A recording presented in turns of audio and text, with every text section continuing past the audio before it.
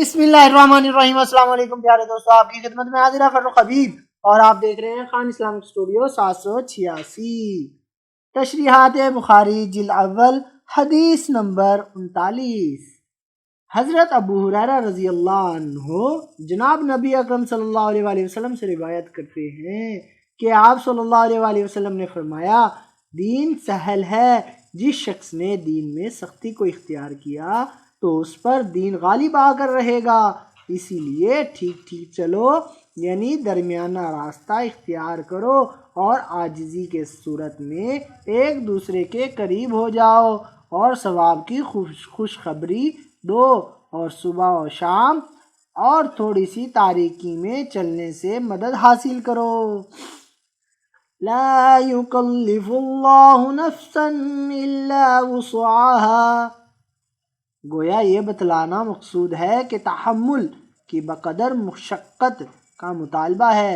دین کے اندر شدت اختیار کرنے کا مطلب یہ ہے کہ عذر کی حالت میں جو رخصت اللہ تعالیٰ نے اپنے بندوں کے لیے مشروع فرمائی ہے ان کو اختیار نہ کرنا، جیسے مریض کے لیے اللہ تعالیٰ نے اجازت دی ہے کہ وہ بیٹھ کر نماز پڑھ سکتا ہے، لیکن شیطان کی چال بازیوں میں آ کر رخصت پر عمل نہیں کرتا، اللہ کی خوشنودی کے لیے کھڑے ہو کر نماز پڑھتا ہے، یہ عمل شدت اختیار کرنا کہلاتا ہے۔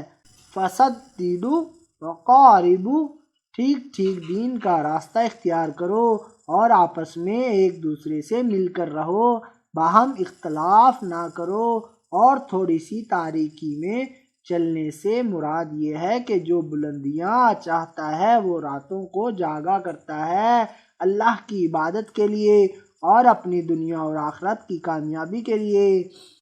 پیارے دوستوں، مزید اس طرح کی انفارمیشن کے لیے چینل کو سبسکرائب ضرور کریں اور بیل آئیکن بھی دبا دیں تاکہ ہمارا رابطہ بنا رہے۔ ویڈیوز کو لائک اور شیئر بھی کریں۔ اللہ آپ سب کو خوش رکھے، آمین۔ اللہ کمی پیشی معاف فرمائے، آمین۔ جزاک اللہ۔